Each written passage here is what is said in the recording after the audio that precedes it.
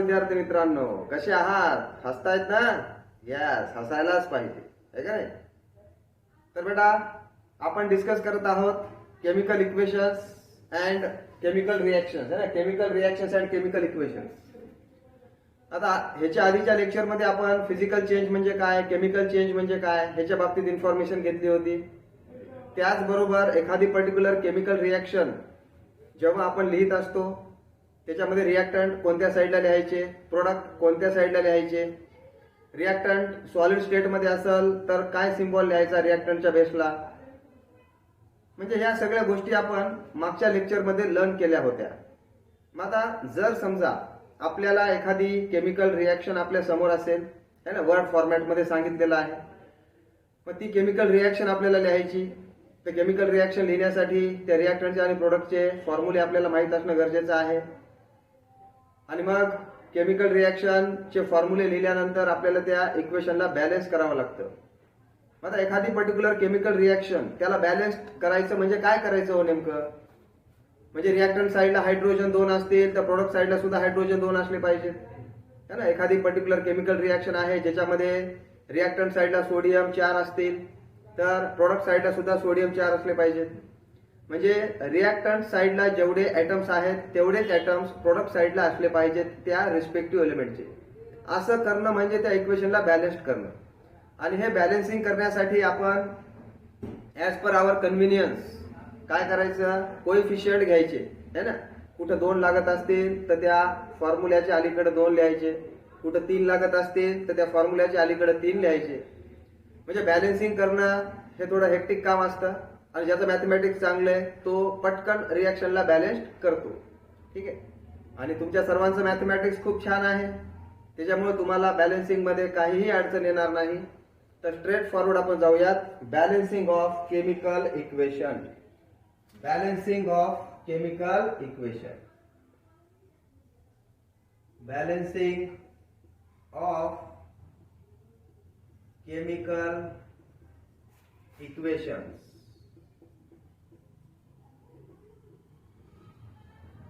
जे काही chemical equations आहेत रिएक्शनचे त्यांना बॅलन्स करण्यासाठी आपण काय करायला पाहिजे. आता जर समजा तुम्हाला असं सांगितलेलं आहे की सोडियम हायड्रॉक्साइड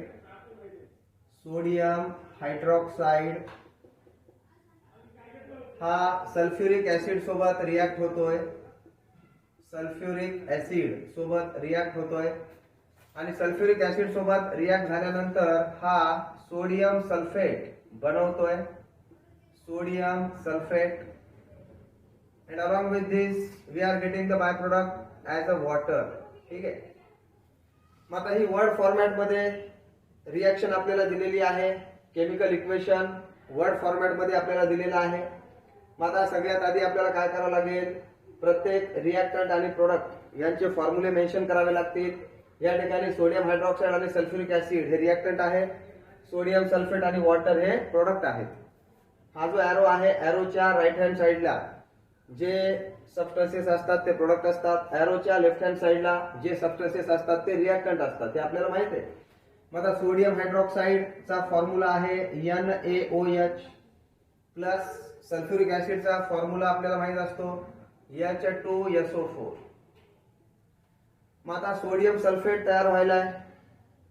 मागील लेक्चरमध्ये मी तुम्हाला सांगितलं होतं की असे कंपाऊंड आले तर हे आयनिक कंपाऊंड्स असतात, है ना. याच्यामध्ये 2 आयन्स असतात, काटायन आणि अनायन, है ना, पॉझिटिव्ह आयन आणि निगेटिव्ह आयन.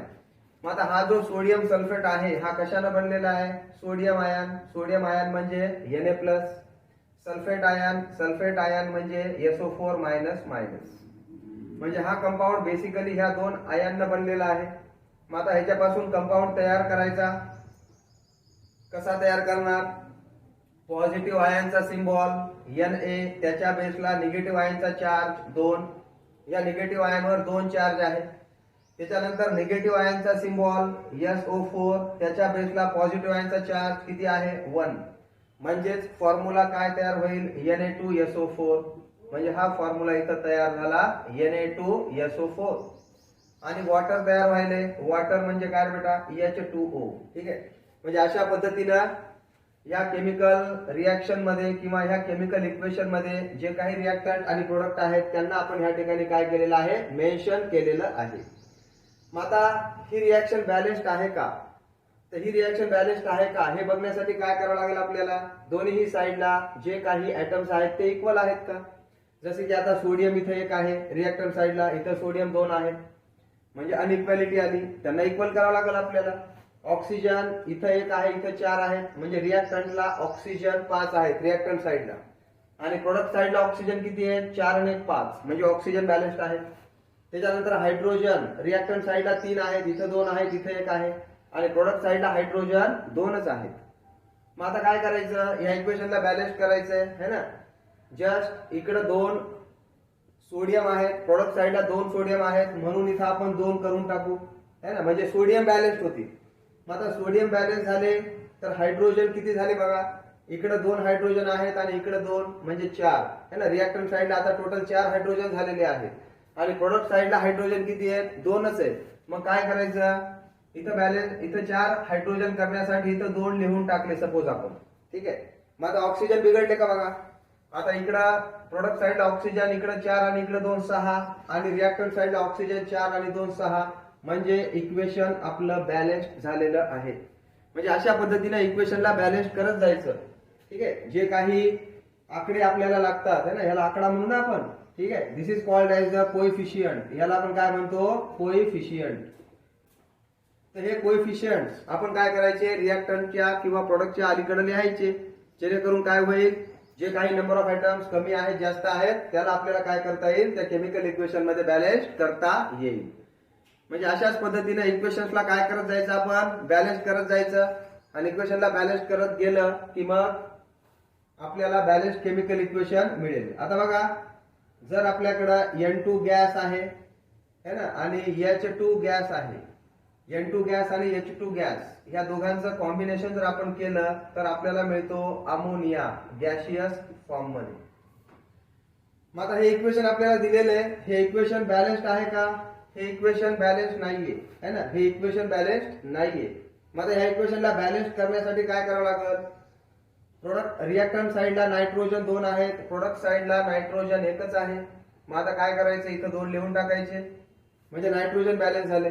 मला हायड्रोजन प्रोडक्ट साईडला 6 झाले, रिॲक्टंट साईडला हायड्रोजन 2च आहेत, मग इथं 3 लिहिले, म्हणजे इक्वेशन बॅलन्स्ड होईल. अशा पद्धतीने इक्वेशनला बॅलन्स करत जायचं.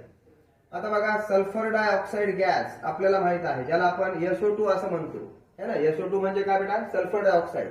आणि सल्फर डायऑक्साइडची रिॲक्शन जर आपण हायड्रोजन सल्फाइड सोबत केली, SO2 ची रिॲक्शन हायड्रोजन सल्फाइड सोबत जर केली तर आपल्याला सल्फर आणि वॉटर ह्या ठिकाणी मिळतं, ठीक आहे.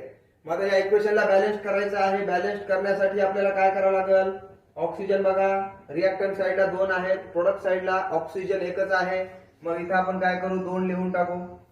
मग आता हायड्रोजन इकडे 4 झाले आणि इकडे हायड्रोजन 2च आहेत, मग काय करायचं, इथं आपण 2 लिहून टाकू, म्हणजे हायड्रोजन बॅलन्स झाले. मग आता सल्फर रिॲक्टंट साईडला किती झाले, 2 आणि 1 3, आणि इकडे सल्फर 1च आहे म्हणून इथं 3 लिहून टाकू. मग आता पुन्हा एकदा चेक करा, सल्फर मोजा रिॲक्टंट साईडला किती आहे, 2 आणि 1 3, प्रोडक्ट साईडला 3, बरोबर. ऑक्सिजन रिॲक्टंट साईडला 2 आहेत, प्रोडक्ट साईडला सुद्धा 2च आहेत, बरोबर. हायड्रोजन रिॲक्टंट साईडला 4 आहेत, प्रोडक्ट साईडला सुद्धा 4 आहेत, म्हणजे हे इक्वेशन जे आहे ते काय झालेलं आहे, बॅलन्स्ड झालेलं आहे, ठीक आहे. जर समजा आपल्याकडं Ag मेटल आहे है ना, Ag मेटल आपल्याला माहिती आहे सिल्वरची रिॲक्शन जर आपण HCl सोबत केली तर ह्या ठिकाणी आपल्याला काय मिळतं, we are getting the AgCl. AgCl चा प्रेसिपिटेट आपल्याला मिळतो, व्हाईट प्रेसिपिटेट असतो हा, व्हाईट PPT, ठीक आहे. आणि along with this we are getting the H2 gas, H2 गॅसच्या फॉर्म मध्ये मिळतो. AgCl प्रेसिपिटेटच्या फॉर्म मध्ये मिळत आहे, इनसॉल्युबल मास ह्याचं मिळत आहे आपल्याला, म्हणून आपण खाली एरो दाखवलेला आहे, PPTच्या फॉर्म मध्ये आहे हा, आणि H2 गॅसच्या फॉर्म मध्ये आहे म्हणून वर एरो आपण ह्या ठिकाणी दाखवला आहे. मग आता हे इक्वेशन बॅलन्स करायचे आपल्याला, तर बॅलन्स करण्यासाठी रिॲक्टंट साईडला हायड्रोजन 2 आहेत, प्रोडक्ट साईडला रिॲक्टंट साईडला हायड्रोजन 1 आहे आणि प्रोडक्ट साईडला हायड्रोजन 2 आहे. मग त्याला बॅलन्स करण्यासाठी इथं 2 लिहून टाकू है ना, म्हणजे इकडे 2 हायड्रोजन, इकडे 2 हायड्रोजन. मग आता क्लोरीन रिएक्टंट साईडला 2 झालेले आहेत, पण प्रोडक्ट साईडला क्लोरीन एकच आहे, म्हणून इथं 2 लिहून टाकू, म्हणजे क्लोरीन सुद्धा बॅलन्स झाले. मग आता Ag प्रोडक्ट साईडला 2 झाले, इकडे Ag एकच आहे, म्हणून इथं 2 लिहून टाकू. आता चेक करा, सिल्वरचे 2 रिएक्टंट साईडला, सिल्वरचे 2 प्रोडक्ट साईडला, हायड्रोजन 2 रिएक्टंट साईडला, हायड्रोजन 2 प्रोडक्ट साईडला, क्लोरीन 2 रिएक्टंट साईडला आणि क्लोरीन 2 प्रोडक्ट साईडला, म्हणजे इक्वेशन बॅलन्स झालेलं आहे. अशा पद्धतीनं इक्वेशनला मित्रांनो आपण काय करायचं आहे, या ठिकाणी बॅलन्स करायचं आहे. म्हणजे जास्त टेन्शन घ्यायची गरज नाही. ठीक आहे. पुढे 11वी आणि 12वीला खूप मोठमोठ्या रिएक्शन्स आहेत ज्यांना तुम्हाला बॅलन्स करायचं आहे. त्याच्यामध्ये अशी ट्रिक वगैरे काही नसते. जस्ट आपण चेक करायचं, इकडं किती आयटम कमी पडायले, तिकडं किती आयटम पण कमी पडायलेत, आणि त्याच्यानुसार आपण कोइफिशियंट हे रिस्पेक्टिव्ह रिएक्टंट आणि प्रोडक्टच्या अलीकडं मेन्शन करायचे. ठीक आहे बेटा. त्याच्यामुळे जास्त टेंशन घेण्याची गरज नहीं. ओके, चलो तो आगे बढ़ते हैं. आगे हम देखने वाले हैं टाइप्स ऑफ रिएक्शंस. रिएक्शन के अलग अलग 4 टाइप्स हैं. तो कौन सी रिएक्शन कौन से टाइप में आएगी, है ना, कोणती रिएक्शन कोणत्या टाइप मध्ये येते, ह्या बाबतीत आपण आता थोडा अभ्यास करूया. मग आता नेक्स्ट पॉइंट आहे आपला types of reactions. Types of reactions. आता हे रिएक्शनचे 4 वेगवेगळे टाइप्स जे पाडण्यात आलेले आहेत, हे कशाच्या आधारावर पाडण्यात आलेले आहेत? Nature and the number of reactants and products in the chemical reaction. Chemical reaction मध्ये नंबर ऑफ रिएक्टंट्स किती आहेत, नंबर ऑफ प्रोडक्ट्स किती बनायलेत, आणि जे काही रिएक्टंट किंवा प्रोडक्ट बनायलेत त्यांचं नेचर काय आहे, त्याच्यानुसार वेगवेगळे 4 टाइप्स या ठिकाणी पाडण्यात आलेले आहेत. पहिला जो महत्वाचा टाइप आहे तो आहे कॉम्बिनेशन रिएक्शन. Combination reaction. मग आता कॉम्बिनेशन रिएक्शन कशाला म्हणायचं? Which reaction is called as the combination reaction. मला बघा नावातच आहे कॉम्बिनेशन, है ना. कॉम्बिनेशन म्हणजे काय? कॉम्बिनेशन आपण कोणाचं करतो? 2 किंवा 2 पेक्षा जास्त सबस्टन्सेसचं कॉम्बिनेशन करत असतो आपण. एका सबस्टन्सचं कॉम्बिनेशन होतंय का? नाही होणार, है ना. त्याच्यामुळे काय की 2 किंवा 2 पेक्षा जास्त सबस्टन्सेस एकमेकांसोबत आपण कंबाईन केले, एकमेकांसोबत आपण मिक्स केले, आणि जर त्यांच्यापासून आपल्याला एक सिंगल प्रोडक्ट मिळत असेल तर तशा रिएक्शनला म्हणायचं कॉम्बिनेशन रिएक्शन. आता बघा एक एक्झाम्पल ह्या ठिकाणी घेतो मी. जसं की आता calcium oxide plus carbon dioxide, है ना. Calcium oxide plus carbon dioxide असं जर तुम्ही केलं तर ह्याच्यापासून काय तयार होईल? CaCO3 तयार होईल. Calcium carbonate. कॅल्शियम ऑक्साईड आणि कार्बन डायऑक्साईडची रिएक्शन केल्यानंतर आपल्याला काय मिळतंय? Calcium carbonate. म्हणजे 2 रिएक्टंट आपण एकमेकांसोबत कंबाईन केले आणि त्याच्यापासून आपल्याला काय मिळाला? एक सिंगल प्रोडक्ट मिळाला. त्याच्यामुळे ही रिएक्शन काय असेल? कॉम्बिनेशन रिएक्शन असेल. माझा तसंच कॅल्शियम ऑक्साईड प्लस वॉटर जर तुम्ही केलं, कॅल्शियम ऑक्साईडची रिएक्शन वॉटर सोबत जर आपण केली तर आपल्याला ह्या ठिकाणी काय मिळणार बेटा? CaOH taken twice. याला आपण म्हणूयात calcium hydroxide. This is called as the calcium hydroxide. मग आता ह्या रिएक्शन मध्ये पण तुम्ही बघू शकता 2 वेगवेगळे रिएक्टंट आपण एकमेकांसोबत कंबाईन केलेले आहेत आणि त्याच्यापासून एक सिंगल प्रोडक्ट आपल्याला मिळालेला आहे कॅल्शियम हायड्रॉक्साईड. त्याच्यामुळं अशा ज्या रिएक्शन्स असतात त्यांना आपण काय म्हणायचं? त्यांना आपण म्हणायचं कॉम्बिनेशन रिएक्शन. ठीक आहे. मग आता बघा अजून एक रिएक्शन तुमच्या बुकमध्ये आहे, अमोनियाची रिएक्शन जर HCl सोबत आपण केली, है ना. अमोनियाची रिएक्शन HCl सोबत जर आपण केली तर आपल्याला अमोनियम क्लोराईड मिळतो NH4Cl सॉलिड फॉर्म मध्ये. HCl हा जो आहे तो गॅस फॉर्म मध्ये आहे सपोज आपल्याकडं, आणि अमोनिया जो आहे तो सुद्धा गॅस फॉर्म मध्ये आहे. ठीक आहे. तर आपल्याला या ठिकाणी NH4Cl सॉलिड फॉर्म मध्ये बघायला मिळतो. व्हाईट डेन्स फ्युम्स, है ना. ह्याचे white dense fumes, white fumes ह्याचे ह्या ठिकाणी तयार होताना आपल्याला दिसतील. आणि हा अमोनियम क्लोराईड जो आहे, ह्या अमोनियम क्लोराईड मध्ये 2 आयन्स असतात, NH4+ आणि Cl-. हा आयनिक कंपाऊंड आहे, है ना. दिस इज आयनिक कंपाऊंड. दो ह्याच्यामध्ये सगळे नॉन मेटल्स असले तरी हा आयनिक कंपाऊंड आहे. ठीक आहे. हा जो पर्टिक्युलर आयन आहे याला आपण म्हणतो ammonium ion. Ammonium ion. NH4+ and this is called as the chloride ion. आणि त्याच्यामुळे ह्या ठिकाणी हा जो कंपाऊंड तयार झालेला आहे तो अमोनियम क्लोराईड हा कंपाऊंड तयार होताना आपल्याला बघायला मिळतो. म्हणजे ह्या सगळ्या रिएक्शन्स ज्या आहेत त्या कशाच्या रिएक्शन्स आहेत? Combination reaction. ठीक आहे. अजून एखादी रिएक्शन सांगता येईल का?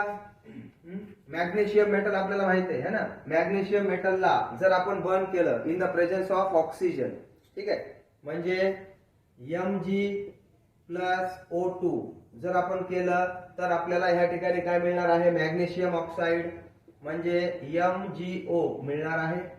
ऑक्सिजन ह्या ठिकाणी 2 आहे, इकडे ऑक्सिजन एकच आहे म्हणून इथे आपण 2 करू. मॅग्नेशियम 2 झाले म्हणून इथे आपण 2 करू. Equation balanced. मग आता हा जो मॅग्नेशियम ऑक्साईड आहे है ना, हा मॅग्नेशियम ऑक्साईड ह्याच्यामध्ये 2 आयन्स आहेत बेटा. मॅग्नेशियम ऑक्साईड मध्ये कोणते 2 आयन्स आहेत? Mg2+ plus O minus. मग हा जो O मायनस आहे ह्याला आपण म्हणतो ऑक्साईड आयन. ठीक आहे. म्हणजे मॅग्नेशियम आयन आणि ऑक्साईड आयनचा मिळून मॅग्नेशियम ऑक्साईड या ठिकाणी बनलेला आहे. 2 रिएक्टंट एकमेकांसोबत कंबाईन करून एक सिंगल प्रोडक्ट आपल्याला या ठिकाणी मिळालेला आहे. त्याच्यामुळे अशा रिएक्शन्सला आपण म्हणायचं कॉम्बिनेशन रिएक्शन. माझा बेटा कॉम्बिनेशन रिएक्शनची डेफिनेशन तुम्ही काय बनवणार? कॉम्बिनेशन रिएक्शनची डेफिनेशन काय बनवता येईल? 2 किंवा 2 पेक्षा जास्त रिएक्टंट एकमेकांसोबत कंबाईन झाले एखाद्या रिएक्शन मध्ये आणि एक सिंगल प्रोडक्ट जर मिळाला तर त्या रिएक्शन्सला म्हणायचं कॉम्बिनेशन रिएक्शन. तो डेफिनेशन यहां पर हम लिखेंगे, reactions in which 2 or more reactants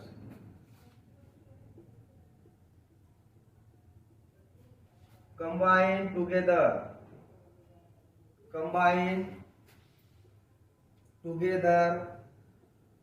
in a reaction to form single product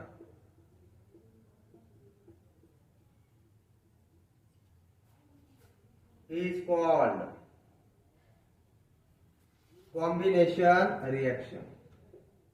यांना आपण काय म्हणायचं? कॉम्बिनेशन रिएक्शन असं म्हणायचं. ठीक आहे. म्हणजे इथं महत्वाची कंडिशन काय आहे? एक सिंगल प्रोडक्ट मिळाला पाहिजे आपल्याला, आहे का नाही? 2 किंवा 2 पेक्षा जास्त रिएक्टंट एकमेकांसोबत कंबाईन होणार. मग आता एक गोष्ट लक्षात घ्या, थोड्या वेळापूर्वी एक रिएक्शन आपण पाहिली, NaOH प्लस H2SO4. ह्याच्यापासून आपल्याला मिळू लागलं Na2SO4 प्लस H2O. इथं आपण 2 लिहिले होते आणि हायड्रोजन 4 झाले म्हणून इथं 2 लिहिले होते.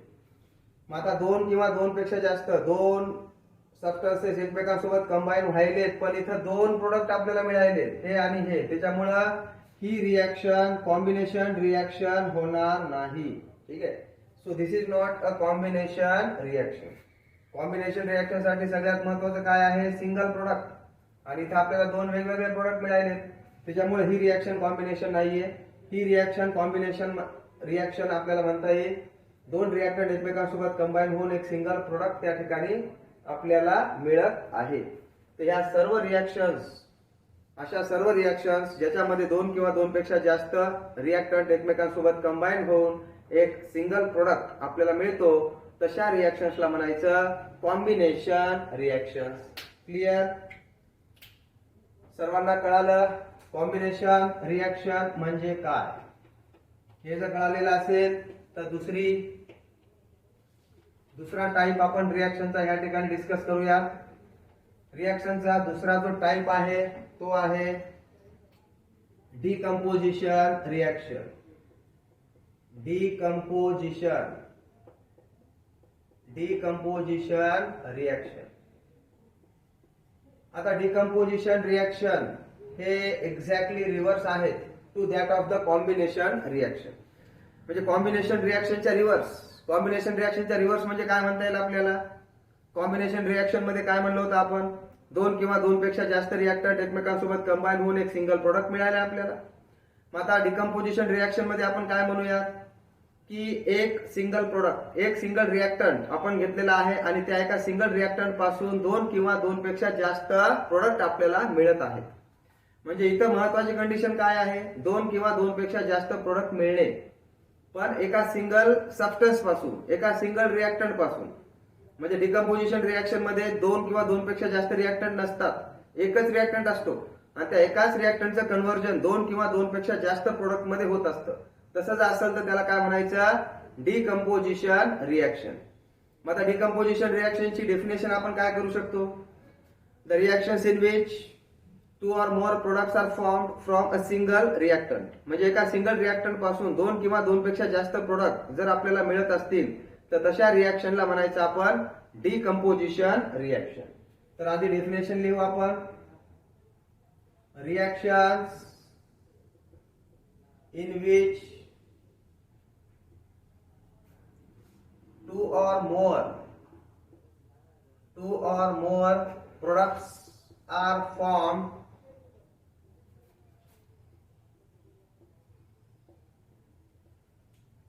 from single reactant is called decomposition reaction. तर याला काय म्हणायचं, डिकम्पोजिशन रिएक्शन असं आपण म्हणूया. मग आता डिकम्पोजिशन रिएक्शन मध्ये महत्वाची कंडिशन काय आहे, 2 किंवा 2 पेक्षा जास्त प्रोडक्ट आणि सिंगल रिएक्टंट है ना, सिंगल रिएक्टंट पाहिजे आपल्याला आणि तरच तशा रिएक्शन्सला आपण डिकम्पोजिशन रिएक्शन म्हणू. जर समजा एखादी रिएक्शन ज्याच्यामध्ये 2 रिएक्टंट आपण वापरलेले आहेत आणि त्याच्यामध्ये 2 किंवा 2 पेक्षा जास्त प्रोडक्ट आपल्याला मिळाले, म्हणजे एक कंडिशन सॅटिस्फाय व्हायली, 2 किंवा 2 पेक्षा जास्त प्रोडक्ट मिळाले, पण आपण रिएक्टंट 2 किंवा 2 पेक्षा जास्त वापरले, म्हणजे याचा अर्थ ती रिएक्शन डिकम्पोजिशन होईल का, नाही होणार है ना.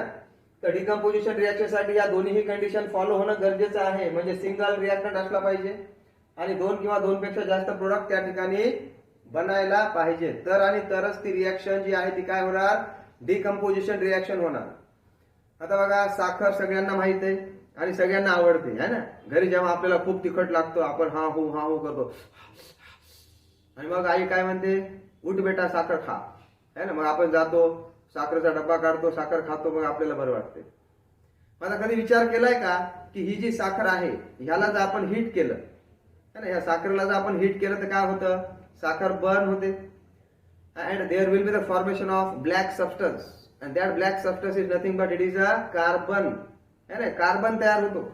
मग आता साखर म्हणजे शुगर, याचा फॉर्म्युला काय आहे, C12H22O11. याला आपण काय म्हणतो, शुगर असं म्हणतो, दिस इज अ शुगर. मग आता ह्या शुगरला तुम्ही हीट केलेलं आहे है ना, हीट म्हणजे या ठिकाणी आपण त्रिकोण काढायचा बाणावर किंवा शब्दामध्ये असं लिहायचं हीट. ओके. मग आता ह्याच्यापासून आपल्याला मिळतो ब्लॅक कलरचा मास म्हणजे carbon, and along with this carbon we are getting water. आपल्याला वॉटर या ठिकाणी मिळतं. मग आता या इक्वेशनला बॅलन्स करायचं आहे. कार्बन आपल्याकडं रिएक्टंट साइडला 12 आहेत, प्रोडक्ट साइडला एकच कार्बन आहे, मग इथं आपण 12 लिहून टाकू. म्हणजे कार्बन रिएक्टंट आणि प्रोडक्ट साइडला इक्वल होतील. त्याच्यानंतर ऑक्सिजन रिएक्टंट साइडला 11 आहेत आणि ऑक्सिजन प्रोडक्ट साइडला एकच आहे, म्हणून इथं आपण 11 लिहू. हायड्रोजन रिएक्टंट साइडला 22 आहेत आणि प्रोडक्ट साइडला सुद्धा 22 आहेत. म्हणजे इक्वेशन बॅलन्स झालं. आणि या इक्वेशन मध्ये नेमकं काय व्हायले, एक सिंगल रिएक्टंट आहे, त्या सिंगल रिएक्टंट पासून 2 वेगवेगळे प्रोडक्ट आपल्याला मिळाले, कार्बन, ब्लॅक कलरचं मास आणि वॉटर, हे 2 सबस्टन्सेस आपल्याला या रिएक्शन मध्ये मिळाले. त्याच्यामुळे ह्या रिएक्शनला मित्रांनो आपण काय म्हणायचं, कॉम्बिनेशन रिएक्शन, डिकम्पोजिशन रिएक्शन असं आपण या ठिकाणी या रिएक्शनला म्हणूया. मग आता तुम्हाला कॅल्शियम कार्बोनेट माहिती आहे है ना, कॅल्शियम कार्बोनेट. आता कॅल्शियम कार्बोनेट ला जर तुम्ही हीट केलं, आता बेसिकली कॅल्शियम कार्बोनेट हा जो कंपाऊंड आहे त्याचा फॉर्म्युला आहे CaCO3 आणि ह्याला जर आपण हीट केलं, ठीक आहे. आता हा बघा, हा कॅल्शियम कार्बोनेट कशापासून बनलेला आहे, कॅल्शियम 2+ आणि CO3-. माझा बघा कॅल्शियम आयन आणि कार्बोनेट आयन असं ह्याला म्हणूयात. आता ह्यांचा फॉर्म्युला बनवायचा. हा CaCO3 आला कसा? मग आता पॉझिटिव्ह आयनचा सिम्बॉल Ca, त्याच्या बेसला निगेटिव्ह आयनचा चार्ज 2, निगेटिव्ह आयनचा सिम्बॉल CO3, त्याच्या बेसला पॉझिटिव्ह आयनचा चार्ज 2. मग आता काय झालं? हे बाहेरून आलेले आकडे आहेत 2 आणि हे 2, हे बाहेरून आलेले आकडे आहेत, फॉर्म्युल्यामधले आकडे आहेत का? नाही. त्याच्यामुळे हे 2 आणि हे 2 कटू शकतात किंवा त्याला आपण प्रिसाइज करू शकतो आणि फॉर्म्युला आपला होईल CaCO3. म्हणजे अशा पद्धतीने कॅल्शियम कार्बोनेटचा फॉर्म्युला आपण जनरेट करू शकतो. आता ह्या कॅल्शियम कार्बोनेटला जर तुम्ही हीट केलं तर काय होईल? इथं आपल्याला कॅल्शियम ऑक्साईड मिळतो plus we are getting carbon dioxide. Carbon dioxide आपल्याला गॅस फॉर्म मध्ये मिळतो म्हणून इथं वर एरो आपण दाखवणार. आता बघा सिंगल रिएक्टंट होता. या सिंगल रिएक्टंटचं कन्व्हर्जन 2 वेगवेगळ्या प्रोडक्ट मध्ये आपल्याला होताना दिसत आहे. त्याच्यामुळे ह्या रिएक्शनला आपण काय म्हणायचं? डिकम्पोजिशन रिएक्शन असं म्हणायचं. ठीक आहे. अजून एक एक्झाम्पल घेऊ. हायड्रोजन परऑक्साईड आपल्या सगळ्यांना माहिती आहे ना. हायड्रोजन परऑक्साईड म्हणजे काय? H2O2. त्या हायड्रोजन परऑक्साईडला जर समजा आपण थोडी हीट प्रोव्हाइड केली तर हायड्रोजन परऑक्साईड जो आहे तो स्वतःचं कन्व्हर्जन H2O मध्ये करेल आणि O2 गॅस या ठिकाणी आपल्याला लिबरेट होताना बघायला मिळेल. H2O2चं डिकम्पोजिशन आपण केलं H2O मध्ये आणि O2 मध्ये. मग आता हे इक्वेशन बॅलन्स्ड आहे का? नाहीये. हायड्रोजन इकडे 2 आहेत, इकडे 2 आहेत, पण ऑक्सिजन इकडे 2 आहेत, इकडे ऑक्सिजन 3 आहेत. मग आता बॅलन्स करण्यासाठी काय करायचं? इकडे ही ऑक्सिजन सेम झाले पाहिजेत, इकडेही सेम झाले पाहिजेत. मग त्याच्यासाठी इथं आपण 2 लिहू, जेणेकरून ऑक्सिजन आता इकडे 4 झालेले आहेत, इकडे 2च आहेत. मग इथे सुद्धा 2 लिहू, इकडे ऑक्सिजन 4 होतील. हायड्रोजन रिएक्टंटला 4 झाले आणि इकडे सुद्धा 4 झाले. म्हणजे हायड्रोजन आपोआप बॅलन्स झाले. म्हणजे अशा पद्धतीने ह्या इक्वेशनला आपण बॅलन्स करू शकतो. हे सगळे जे एक्झाम्पल्स आहेत हे डिकम्पोजिशन रिएक्शनचे एक्झाम्पल्स आहेत, ज्याच्यामध्ये एक सिंगल रिएक्टंट आपण घेतलेला आहे आणि त्याच्यापासून 2 किंवा 2 पेक्षा जास्त प्रोडक्ट आपल्याला तयार होताना बघायला मिळत आहेत. ठीक आहे. म्हणजे अशा पद्धतीनं ह्या रिएक्शन्स असतात असं आपल्याला सांगता येईल. आता ज्या रिएक्शन मध्ये आपण हीटचा वापर केलेला आहे ना, त्याला आपण थर्मल डिकम्पोजिशन असं म्हणू शकतो. आता एखादी पर्टिक्युलर रिएक्शन होण्यासाठी इलेक्ट्रिसिटीचा वापर करतो आपण.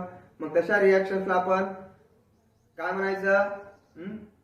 इलेक्ट्रिसिटीचा वापर करून त्या रिएक्शन्स होत असतात. तर तशा रिएक्शन्सला आपण म्हणायचं इलेक्ट्रिक डिकम्पोजिशन रिएक्शन आहे ना. इलेक्ट्रिसिटीचा वापर करून ज्या रिएक्शन्स होतात त्यांना म्हणायचं आपण इलेक्ट्रिक डिकम्पोजिशन रिएक्शन. जसं की आता बघा H2O इलेक्ट्रिसिटी इथं आपण जर वापरली इलेक्ट्रिसिटी, आता ह्या H2Oचं कन्व्हर्जन कशामध्ये होणार? H2 मध्ये होणार आणि O2 मध्ये होणार.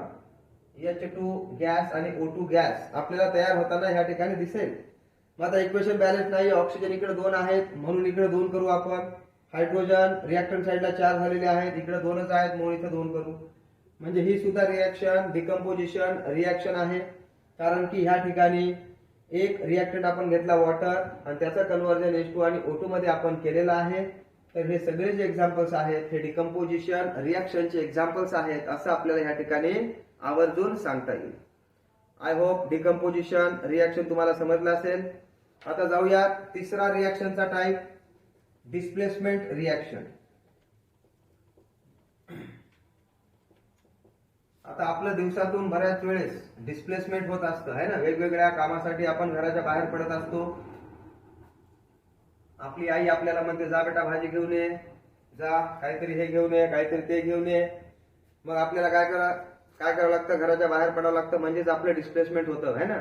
आपण ट्युशनला येतो घरून म्हणजेच आपलं डिस्प्लेसमेंट झालेलं आहे. ट्युशन झाल्यानंतर पुन्हा घरी जातो म्हणजे डिस्प्लेसमेंट झालेलं आहे. तसंच आयनचं डिस्प्लेसमेंट किंवा एखाद्या पर्टिक्युलर एलिमेंटचं डिस्प्लेसमेंट रिएक्शन मध्ये होऊ शकते है ना. त्याच्यामुळे तिसरा जो टाइप आहे तो आहे डिस्प्लेसमेंट रिएक्शन. Displacement reaction. आता डिस्प्लेसमेंट रिएक्शन समजण्यासाठी डायरेक्ट एक एक्झाम्पल मी तुमच्या समोर ह्या ठिकाणी देतो. जसं की तुम्हाला माहित आहे की Zn है ना, Zn हा जो पर्टिक्युलर एलिमेंट आहे त्याची रिएक्शन जर समजा आपण कॉपर सल्फेट सोबत केली तर काय होईल हे तुम्हाला माहित आहे. Zn सॉलिड फॉर्म मध्ये आहे, त्याची रिएक्शन कॉपर सल्फेट सोबत केली आपण ऍक्वियस. मग आता ह्या ठिकाणी कॉपर जो आहे तो SO4 सोबत आहे, म्हणजे हा Zn ह्या कॉपरला डिस्प्लेस करू शकतो का, असा जर क्वेश्चन विचारला तर तुमचा आन्सर काय झाला पाहिजे. Yes, definitely zinc will going to displace copper in this particular reaction. Why such a thing is going to be happen है ना, म्हणजे ही रिएक्शन अशी होईल ZnSO4 ऍक्वियस प्लस कॉपर सॉलिड. तर ह्या ठिकाणी ह्या रिएक्शन मध्ये कॉपरला डिस्प्लेस करण्याचं काम झिंकने केलेलं आहे. कॉपरला झिंक का डिस्प्लेस करतो, कारण की झिंकची रिएक्टिव्हिटी जास्त आहे कॉपर पेक्षा, आणि त्याच्यामुळे कॉपरनं काय केलेलं आहे, झिंकला डिस्प्लेस केलेलं आहे. Zn displaces copper from the copper sulphate. मग आता अशी जी रिएक्शन आहे ह्याला म्हणायचं डिस्प्लेसमेंट रिएक्शन है ना. म्हणजे हा जो पर्टिक्युलर मेटल होता हा एकटाच होता, आणि हा मेटल जो होता हा कोणासोबत तरी होता. मग ह्याला ह्याच्यापासून वेगळं करण्याचं काम ह्यानं केलेलं आहे, आणि हा आता ह्याच्यासोबत राहायला आहे, म्हणजेच डिस्प्लेसमेंट झालेला आहे. त्याच्यामुळे डिस्प्लेसमेंट रिएक्शन म्हणजे कशा रिएक्शन, अशा रिएक्शन ज्याच्यामध्ये एखादा पर्टिक्युलर एलिमेंटचा आयन है ना, म्हणजे ह्या ठिकाणी ह्या रिएक्शन मध्ये कॉपर 2+ च्या फॉर्म मध्ये आहे ना, कॉपर 2+ च्या फॉर्म मध्ये आहे, आणि कॉपर 2+ च्या फॉर्म मध्ये आहे, आणि कॉपर स्वतःच कन्वर्जन प्रोडक्ट साइडला काय करायला आहे, Cu करायला आहे. आता कॉपर 2+ चं कन्वर्जन कॉपर मध्ये केव्हा होईल, जेव्हा हा 2 इलेक्ट्रॉनचा गेन करेल तरच ह्याचं कन्वर्जन Cu मध्ये होईल. आता ह्याला 2 इलेक्ट्रॉन कोण देणार, झिंक देणार है ना. झिंक जो आहे तो काय करतो, 2 इलेक्ट्रॉनचा लॉस करतो आणि स्वतःचं कन्वर्जन Zn2+ मध्ये करून घेतो. म्हणजे इथं कॉपर सल्फेट मध्ये कॉपर 2+ आहे आणि SO4- आहे, म्हणजे झिंक काय करतो, Zn2+ आयन तयार करतो, आणि Zn2+ आयन आणि SO4- यांचा कंपाऊंड म्हणजे ZnSO4 तयार होतो, आणि हा कॉपर ऍज इट इज मग एकटा राहतो. म्हणजे त्याचा अर्थ काय, कंपाऊंड मधल्या आयनला है ना, हा कंपाऊंड आहे, ह्या कंपाऊंड मधल्या आयनला म्हणजे कॉपर 2+ ला डिस्प्लेस करण्याचं काम कोणी केलेलं आहे, ह्या पर्टिक्युलर N ने केलेलं आहे, सॉरी या पर्टिक्युलर झिंकनं केलेलं आहे, Zn ऍटम. त्याच्यामुळे reaction in which the place of ion of less reactive element in a compound है ना, हा जो पर्टिक्युलर एलिमेंट आहे हा लेस रिएक्टिव्ह एलिमेंट आहे कंपाऊंड मधला, त्याला रिप्लेस केलेला आहे दुसऱ्या एखाद्या मोअर रिएक्टिव्ह एलिमेंटनं, आणि स्वतःचा आयन त्यानं तयार केला आहे ना, या कंपाऊंड मध्ये स्वतःचा आयन सुद्धा त्यानं तयार केलेला आहे. अशा ज्या रिएक्शन्स असतात त्यांना आपण म्हणायचं डिस्प्लेसमेंट रिएक्शन. ठीक आहे. त्याच्यामुळं डिस्प्लेसमेंट रिएक्शनची एक सिंपल डेफिनेशन आपण या ठिकाणी लिहून घेऊ.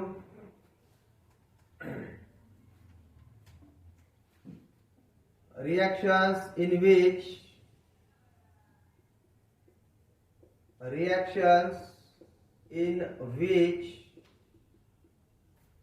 ion in compound is replaced by an element having more reactivity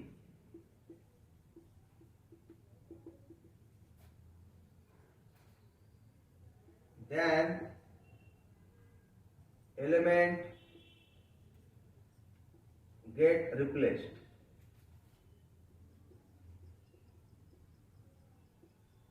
Is called displacement reaction.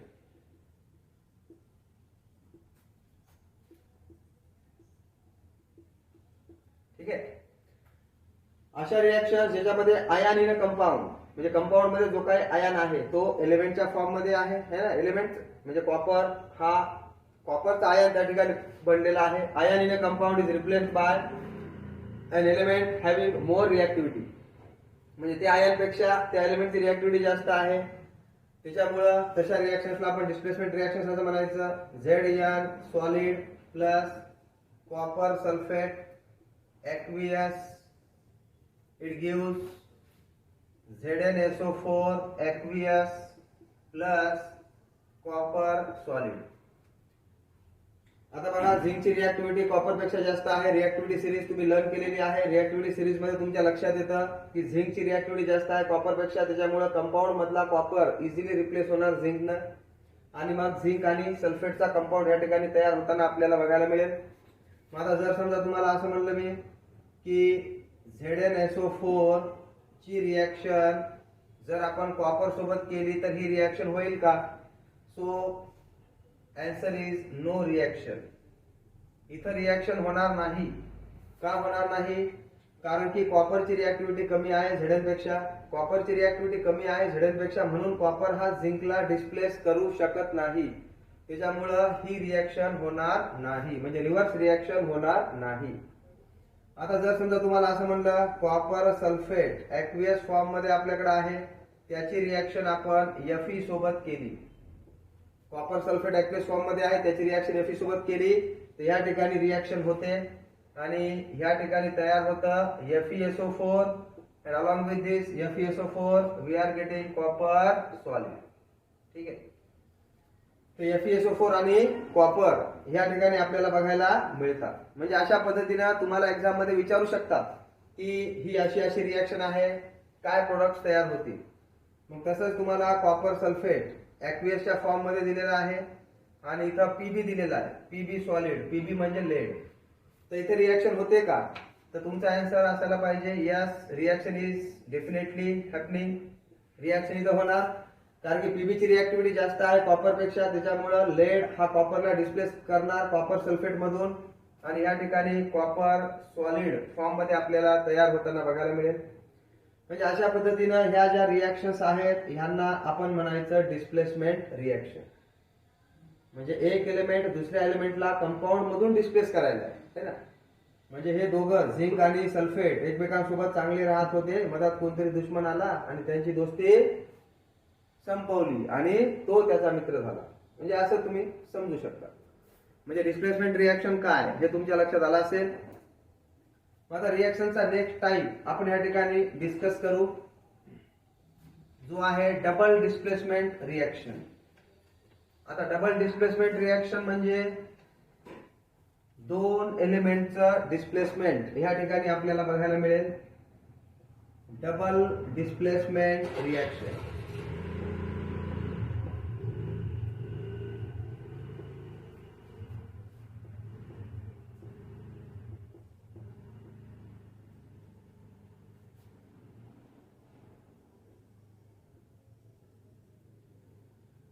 बघा मित्रांनो, डबल डिस्प्लेसमेंट रिएक्शन म्हणजे काय?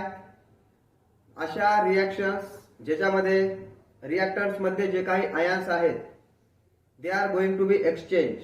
ते एक्सचेंज होतात है ना रिएक्शन मधले आयन्स, जेणेकरून प्रेसिपिटेट त्या ठिकाणी बनतो. प्रेसिपिटेट म्हणजे काय? इनसॉल्युबल सॉलिड मास त्या ठिकाणी आपल्याला बघायला मिळतो. आता बघा, जर समजा आपण अशी रिएक्शन केली पोटॅशियम क्रोमेट है ना, पोटॅशियम क्रोमेट आपल्याला माहित आहे. पोटॅशियम क्रोमेटची रिएक्शन जर समजा आपण बेरियम सल्फेट सोबत केली, पोटॅशियम क्रोमेट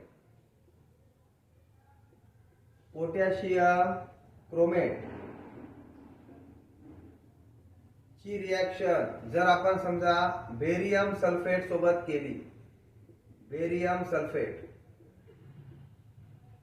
तर आपल्याला ह्या ठिकाणी जो प्रोडक्ट मिळतो तो असतो barium chromate.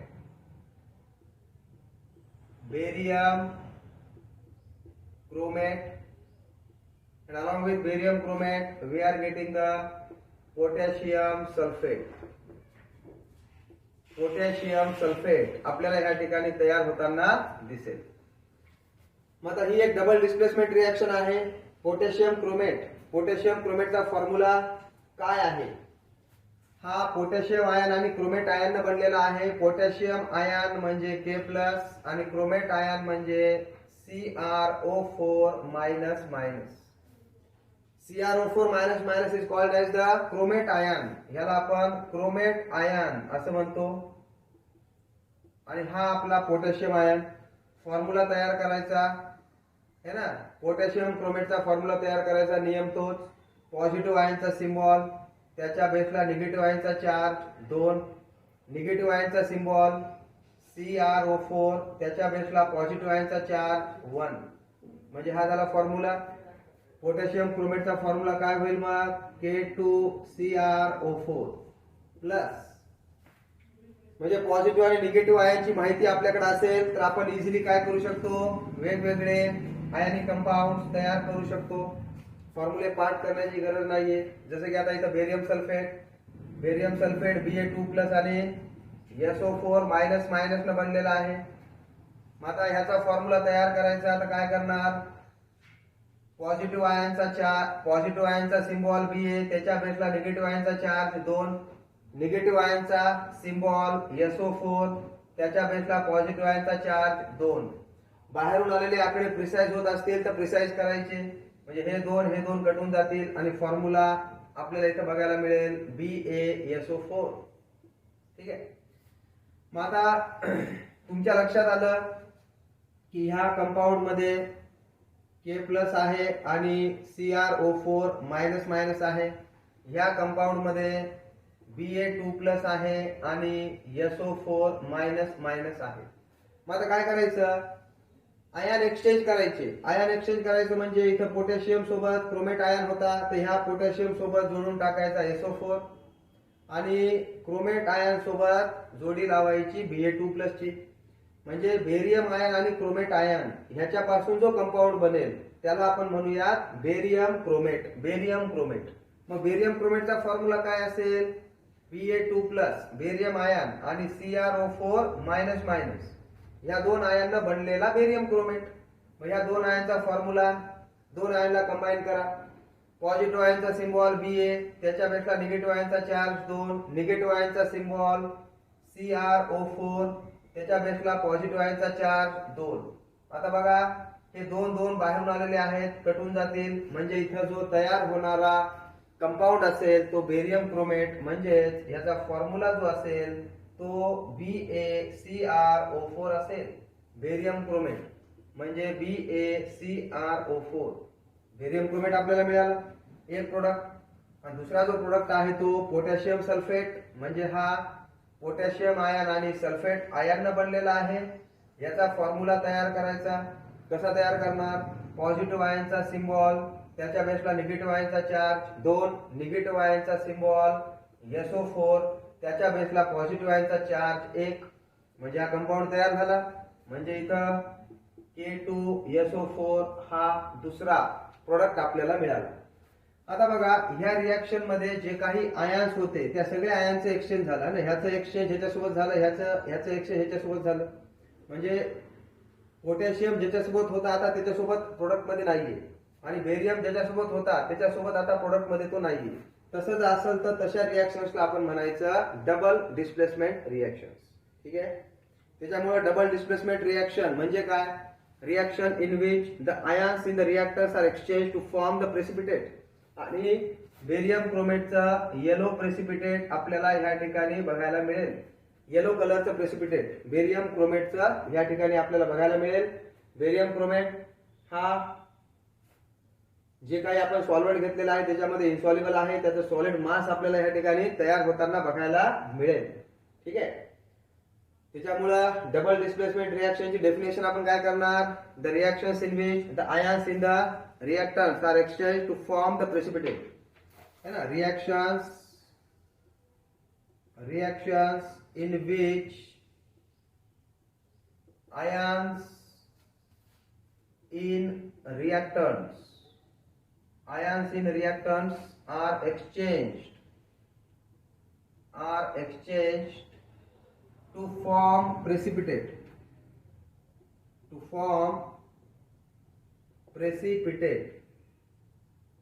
is called double displacement reaction. तर यांना आपण डबल डिस्प्लेसमेंट रिएक्शन असं म्हणायचं. क्लिअर बेटा? तर असे वेगवेगळे रिएक्शन तुम्ही घेऊ शकता. तुमच्या चॅप्टरच्या सुरुवातीलाच ऍक्टिव्हिटी दिलेली आहे, त्याच्यामध्ये डबल डिस्प्लेसमेंटचे एक्झाम्पल्स आहेत, ते तुम्ही बघून घ्या.